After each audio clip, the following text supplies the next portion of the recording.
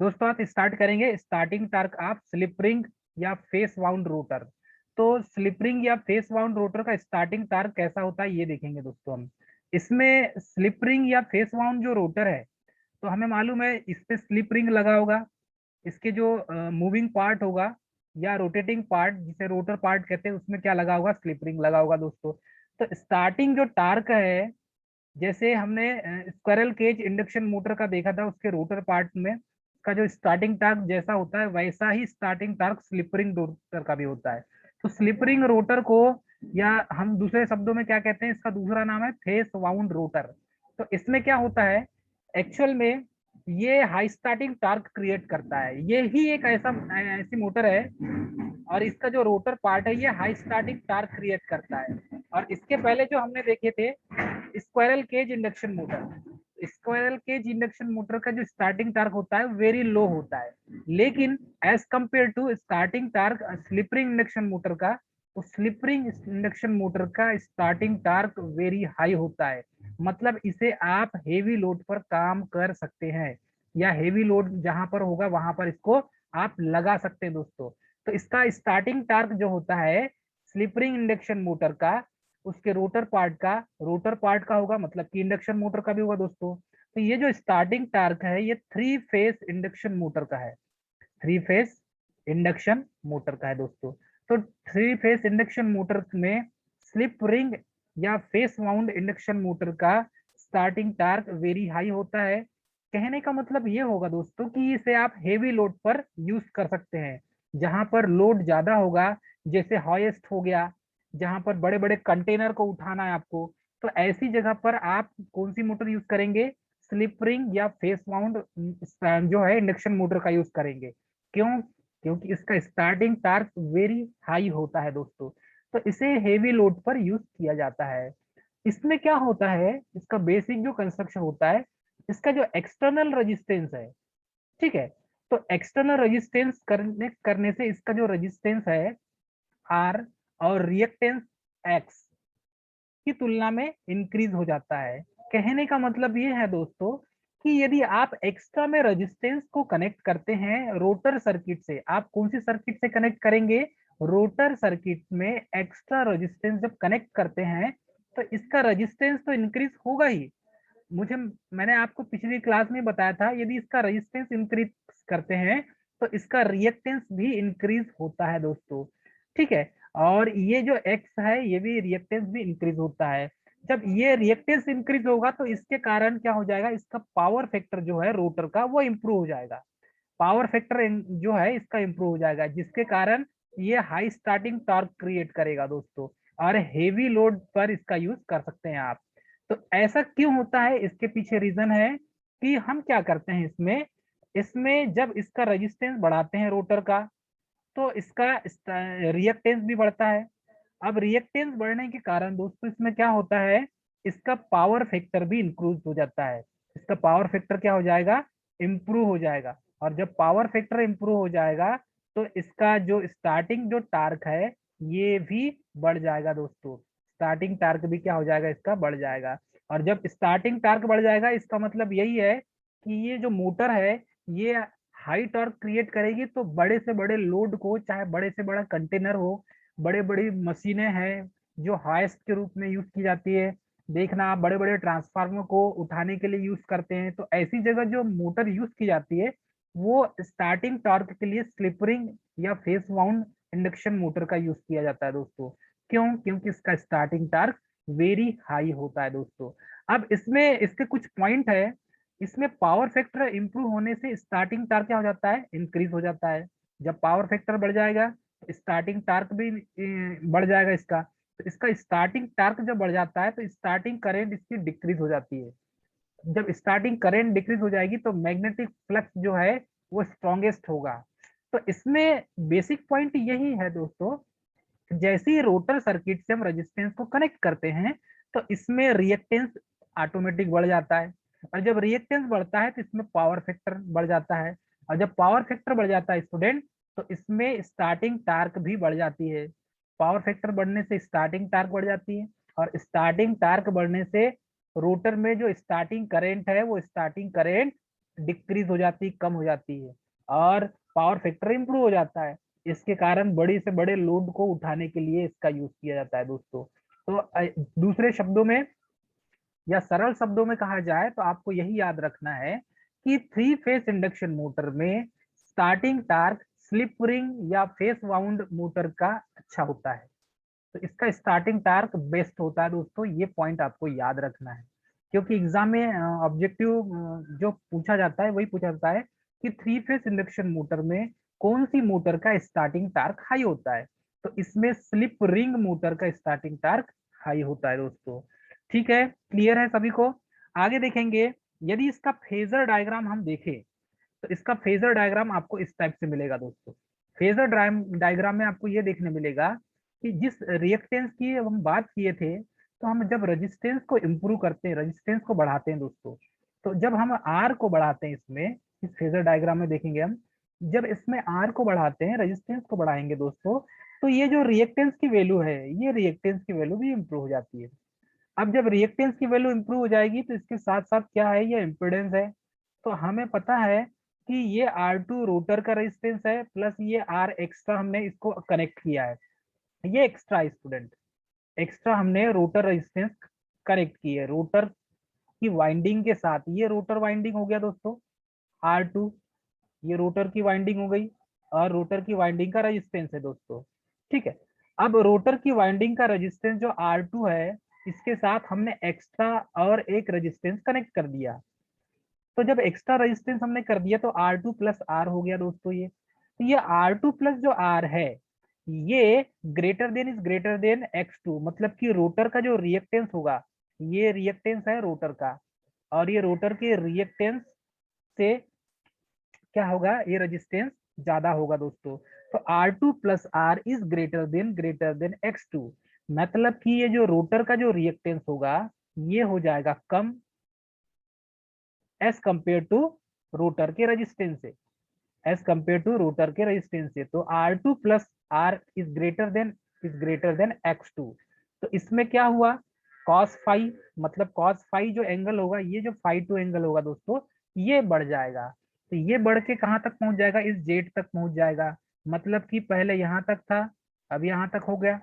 तो इसके कारण क्या हो जाएगा, पावर सेक्टर इंप्रूव होने के कारण इसका स्टार्टिंग टार्क बढ़ जाएगा। और स्टार्टिंग टार्क जो है TST, स्टार्टिंग टार्क, ये किसके प्रोपोर्शनल में है दोस्तों, ये cos फाई टू के प्रोपोर्शनल में है। तो ये जो cos फाई टू है, ये पावर फैक्टर एंगल होगा किसका, रोटर का। ठीक है, रोटर का पावर फैक्टर एंगल होगा।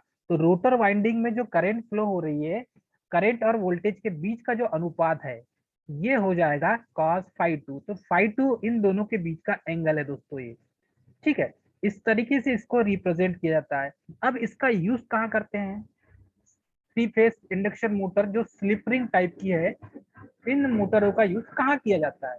तो दोस्तों इन मोटरों का यूज हम कहाँ करते हैं, हाई स्टार्टिंग टार्क में और हेवी लोड के लिए। ये मेन पॉइंट है दोस्तों, हाई स्टार्टिंग टार्क और हेवी लोड, जहां पर हेवी लोड होगा, अधिक भार को उठाना पड़े, वहां पर हम three phase slip ring induction motor का यूज करेंगे, वहां पर three phase slip ring induction motor का यूज करेंगे दोस्तों। तो हम इस तरीके से इसे समझ सकते हैं। और जहां हाई स्टार्टिंग टार्क की आवश्यकता होगी, वहां पर भी स्लिप रिंग इंडक्शन मोटर का यूज करेंगे हम। और हेवी लोड, जहां पर यूज हेवी लोड है, वहां पर बड़े बड़े भार को उठाने के लिए, लोडेड वस्तु को उठाने के लिए हाईएस्ट के रूप में या क्रेन के रूप में, ऐसी जगह पर दोस्तों हम यहाँ पर three phase slip ring induction motor का यूज करते हैं। क्लियर है। इसके बाद देखेंगे दोस्तों, condition for maximum starting torque. तो मैक्सिमम जो स्टार्टिंग टार्क जो होता है, वो कंडीशन को देखेंगे हम इसमें। तो आगे बढ़ेंगे हम, condition for maximum starting torque. अब मैक्सिमम स्टार्टिंग टार्क उत्पन्न करने की कंडीशन क्या है, अधिकतम स्टार्टिंग टार्क हमें उत्पन्न करना है, तो ये इसकी कंडीशन क्या क्या है दोस्तों। इसकी कंडीशन देखेंगे सबसे पहले तो हम। तो आइए इसकी कंडीशन देखते हैं क्या क्या होता है। तो इसमें दोस्तों R2 is equal to X2 होता है। तो ऐसी स्थिति जिसमें स्टार्टिंग टार्क मैक्सिमम हो, तो मैक्सिमम स्टार्टिंग टार्क किस कंडीशन में होगा, जब रोटर का रेजिस्टेंस रोटर के रिएक्टेंस के बराबर होगा। ये है दोस्तों रोटर का रेजिस्टेंस, रोटर का रेजिस्टेंस। तो जब रोटर का रेजिस्टेंस रोटर के रिएक्टेंस के बराबर हो जाए, और ये है रोटर का रिएक्टेंस, रोटर का रिएक्टेंस दोस्तों। तो ऐसी स्थिति जब पैदा हो जब रोटर का रेजिस्टेंस रोटर के रिएक्टेंस के बराबर हो जाए, it means R2 is equal to X2। इस कंडीशन में दोस्तों ये क्या हो जाएगा, R2 is equal to X2, अर्थात कि इंडक्शन मोटर जब मैक्सिमम टॉर्क प्रोड्यूस करती है तब उसका जो पावर फैक्टर है वो कितना होता है, 0.707, 0.707, वो भी लैगिंग। मैक्सिमम टॉर्क की कंडीशन में 0.707 इसका पावर फैक्टर होगा लैगिंग, और फाई का एंगल जो होगा दोस्तों वो हो जाएगा 45 डिग्री। कितना हो जाएगा, 45 डिग्री। तो ये किस किस के बीच का होगा, देखिए इसमें ये जो रेजिस्टेंस इम्पीडेंस है और ये रिएक्टेंस, तो दोस्तों इसमें ये जो रेजिस्टेंस है, ये रिएक्टेंस जो है, इस रिएक्टेंस का मान रेजिस्टेंस के बराबर हो, और ये जो रेजिस्टेंस है ये इम्पीडेंस जो है किससे बना हुआ है, तो ये है R प्लस एक्स से बना हुआ है दोस्तों। ठीक है, R का स्क्वायर प्लस एक्स के स्क्वायर से रूट में। अब यहाँ पर जो फ्लक्स फाई है, यही फाई का मान 45 डिग्री होगा दोस्तों, और या तो फिर 0.707 होगा। वो कैसे होगा, आइए चेक करते हैं। यहाँ पर जैसे ही आप, ये Z2 हो गया, ये X2 और ये R2 दोस्तों, तो यहाँ पर जब ये फेजर डायग्राम है, जब यहाँ पर आप चेक करेंगे इसका पावर फैक्टर एंगल, तो टेन फाई इक्वल क्या हो जाएगा, X2 अपान R2, टेन फाई इक्वल हो जाएगा X2 अपान R2। तो यहाँ पर हम देखेंगे टेन फाई इक्वल टू, अब हमें मालूम है R2 इक्वल X2 है, तो जहां पर X2 लिखा है वहां पर R2 लिख सकते हैं, या तो जहां पर R2 लिखा है वहां X2 लिख सकते हैं। तो ये दोनों बराबर है, तो दोनों क्या हो जाएंगे दोस्तों, कैंसिल हो जाएंगे। तो कैंसिल हो जाएंगे तो बचा क्या हमारे पास, 1 बचा। तो टेन फाई का मान कितना निकला, 1। अब यदि फाइव इक्वल टेन इनवर्स 1 करते हैं तो 1 किसका मान होता है, ये होता है टेन 45 डिग्री का। तो टेन 45 डिग्री का मान होता है 1। तो यहाँ पर फेज जो एंगल हो गया दोस्तों, ये फेज एंगल कितना हो गया, पावर फैक्टर का फेज एंगल ये हो गया दोस्तों 145 डिग्री। तो 45 डिग्री के कोण पर इसका मान 1 होता है, अर्थात जब स्टार्टिंग टॉर्क अधिकतम मैक्सिमम अवस्था में होगा तो ये कंडीशन होगी R2 इक्वल टू X2। उस समय पावर फैक्टर 0.707 और पावर फैक्टर एंगल 45 डिग्री होगा दोस्तों। तो इस तरीके से आप इसे समझ सकते हैं। तो रोटर जो पावर फैक्टर है during condition for maximum power, तो मैक्सिमम पावर जो है अधिकतम जब पावर उत्पन्न करेगी तो उस सिचुएशन में कॉस फाई का मान होता है 1/√2, अर्थात 0.707। तो कॉस फाई जो है, फाई का मान 45 डिग्री हो गया। तो ये 45 डिग्री जब मान रखते हैं तो ये कॉस फाई का जो मान हो जाता है दोस्तों वो होता है 1/√2। और हमें मालूम है 1/√2, तो √2 का मान जब आप कैलकुलेशन करेंगे 1/√2 का मान, तो ये निकलेगा 0.707। लेगिंग इसीलिए है दोस्तों, लेगिंग का कारण यही है क्योंकि ये इंडक्टिव कॉइल है, क्योंकि ये जो वाइंडिंग होती है दोस्तों ये इंडक्टिव कॉइल होती है। ठीक है, तो सभी को क्लियर है दोस्तों। आगे बढ़ेंगे हम, आगे देखेंगे effect of change in supply voltage on starting torque. तो स्टार्टिंग टार्क पर क्या इफेक्ट पड़ेगा ये देखेंगे दोस्तों। चलिए समझते हैं इसे हम। Effect of change in supply voltage on starting torque, जब जो इफेक्ट पड़ेगा सप्लाई वोल्टेज पर स्टार्टिंग टार्क के समय में क्या इफेक्ट पड़ेगा उसी को देखना है दोस्तों। तो स्टार्टिंग टार्क जब है सप्लाई वोल्टेज देते हैं यहाँ, तब उस समय स्टार्टिंग टार्क पर क्या प्रभाव पड़ता है, इस प्रभाव को देखेंगे। तो स्टार्टिंग के समय में दोस्तों, स्टार्टिंग की कंडीशन में क्या होता है कि starting torque is proportional to E2 square into R2 होता है अपान Z2 का स्क्वायर। ये फार्मूले से निकाला गया है और ये फार्मूला हमने देखा था दोस्तों। तो ये कभी कभी फार्मूले का रिलेशन पूछ लेता है। अब इसमें वोल्टेज वोल्टेज जो है ये किसके प्रोपोर्शनल होता है, फाइव एस के, is proportional to E two की, या इसको दूसरे शब्दों में ये भी बोल सकते हैं V is proportional to E two, ये भी बोल सकते हैं दोस्तों हम इस तरीके से। ठीक है, ये क्लियर है आपको। देखो ये है V is proportional to E two, ये भी बोला जा सकता है इसको, मतलब वोल्टेज जो है सेकेंडरी वाइंडिंग जो है आपका रोटर वाइंडिंग में जो इंड्यूस्ड वोल्टेज है उसके प्रोपोर्शनल में होगा। तो ये वी सप्लाई वोल्टेज हो गया, सप्लाई वोल्टेज, और ये ई टू हो जाएगा आउटपुट वोल्टेज, मतलब कि रोटर का वोल्टेज हो जाएगा, ये रोटर वाइंडिंग में उत्पन्न वोल्टेज हो जाएगा दोस्तों। तो ये जो है इन मतलब कि सप्लाई वोल्टेज रोटर वाइंडिंग में उत्पन्न वोल्टेज के प्रोपोर्शनल में होगा दोस्तों। थर्ड पॉइंट है starting torque is proportional to V square. तो स्टार्टिंग जो टार्क है वो सप्लाई वोल्टेज के वर्ग के अनुक्रमानुपाती या समानुपाती होता है दोस्तों।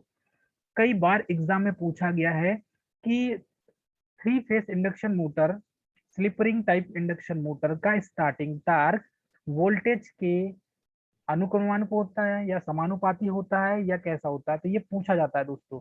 तो three phase induction motor, three phase slip ring induction motor है, इसमें उसका स्टार्टिंग जो टार्क है वोल्टेज के वर्ग के अनुक्रमानुपाती होता है। ये ऑब्जेक्टिव क्वेश्चन में कई बार पूछा गया दोस्तों। इसे आप अपने शॉर्ट नोट कॉपी में लिख लीजिए, ज्यादा अच्छा रहेगा याद करने के लिए। अब यहाँ पर देखेंगे, मेन मेन पॉइंट को देख लेते हैं। तो इसमें एक टेबल बनाया गया है, इस टेबल में percent change in starting torque, कितने परसेंट में क्या स्टार्टिंग टार्क होता है और उसका वोल्टेज पर क्या इफेक्ट पड़ता है, ये कई बार एग्जाम में पूछा गया दोस्तों। तो percent change in starting torque, कितने परसेंट हम स्टार्टिंग टार्क को चेंज करेंगे तो वोल्टेज पर क्या प्रभाव पड़ेगा, ये देखेंगे। मतलब स्टार्टिंग टार्क में यदि आप परिवर्तन करते हैं तो वोल्टेज जो सप्लाई वोल्टेज है, सप्लाई वोल्टेज, इस पर क्या प्रभाव पड़ेगा, ये देखेंगे दोस्तों। स्टार्टिंग टार्क में यदि 8% आप का चेंजेस करते हैं, स्टार्टिंग टार्क में आप 8% का चेंजेस करते हैं दोस्तों, तो यहाँ पर आपको वोल्टेज कितना मिलेगा, 4% चेंज मिलेगा। ठीक है, मतलब ये सप्लाई वोल्टेज में परिवर्तन कितना मिलेगा आपको, 4% मिलेगा। नेक्स्ट है स्टार्टिंग टार्क, यदि आप 10% कम ज्यादा करते हैं तो आपको सप्लाई वोल्टेज में 5% की बढ़ोतरी कमी मिलेगी। ठीक है स्टूडेंट, तो वैसे ही आपको स्टार्टिंग टार्क का आधा वोल्टेज प्राप्त होगा। ठीक है, कैसे होगा, यदि आप स्टार्टिंग टार्क 21% इंक्रीज करते हैं तो आपको वोल्टेज सप्लाई वोल्टेज मिलेगा 10%। अर्थात ये बोल सकते हैं हम कि स्टार्टिंग टार्क को या सप्लाई वोल्टेज को चेंज करने पर स्टार्टिंग टार्क में परिवर्तन होता है, या स्टार्टिंग टार्क में परिवर्तन होने के कारण सप्लाई वोल्टेज में भी कुछ परिवर्तन आता है। तो इस तरीके से दोस्तों इसे हम समझ सकते हैं। तो ये बहुत बार एग्जाम में पूछा गया है। तो क्या होता है नोट, स्टार्टिंग टार्क जो है वो वोल्टेज के वर्ग के समानुपाती होता है इसमें तो। ठीक है, ये जो स्टार्टिंग टार्क है ये वोल्टेज के वर्ग के समानुपाती होता है। ऐसा क्यों होता है, क्योंकि ये स्टार्टिंग टार्क जो है ये मैथमेटिकल रूप से इसका हमने इक्वेशन देखा है, उस इक्वेशन के आधार पर ये ऐसा होता है दोस्तों। तो इंडक्शन मोटर का जो slip ring type induction motor है या फेस वाउंड इंडक्शन मोटर है, उसका स्टार्टिंग टार्क दोस्तों, स्टार्टिंग टार्क वोल्टेज के वर्ग के समानुपाती होता है। तो ये सप्लाई वोल्टेज के वर्ग के समानुपाती होता है दोस्तों। जो थ्री फेस आप सप्लाई देते हैं उस वोल्टेज के वर्ग के समानुपाती होता है दोस्तों, या अनुक्रमानुपाती होता है। तो ये मेन मेन पॉइंट है। इसमें स्टार्टिंग टार्क क्या है का आधा वोल्टेज होगा, हमेशा स्टार्टिंग टार्क का क्या होता है, आधा वोल्टेज होता है। मतलब कि यदि ये 10 है तो ये 20%, 21% है, मतलब कि ये 10% इसका आधा ही हुआ दोस्तों। तो स्टार्टिंग टार्क का आधा सप्लाई वोल्टेज होगा, ये आपको याद रखना है। स्टार्टिंग टार्क का आधा क्या हो जाएगा, सप्लाई वोल्टेज हो जाएगा। अब देखिए होगा कि नहीं होगा, ये यहाँ पर 8% दिया है तो यहाँ पर आपको वोल्टेज मिला 4%। स्टार्टिंग टार्क यहाँ 10% है तो यहाँ आपको मिला 5%। यहाँ पर 21% स्टार्टिंग टार्क है, उसमें चेंजेस किए तो आपको सप्लाई वोल्टेज मिला 10%। इट मीन्स स्टार्टिंग टार्क का आधा सप्लाई वोल्टेज होगा। ये पॉइंट आपको नोट करना है दोस्तों, मोस्ट इंपॉर्टेंट पॉइंट है। इसके बाद देखेंगे टार्क अंडर रनिंग कंडीशन। तो रनिंग कंडीशन में टार्क क्या होता है, मेन पॉइंट है, इसके बारे में भी बहुत बार एग्जाम में पूछा गया है दोस्तों। तो आइए देखेंगे हम स्टार्टिंग टार्क, ठीक है, टार्क अंडर रनिंग कंडीशन। तो रनिंग अवस्था में टार्क कैसा होता है, तो हमेशा एक चीज याद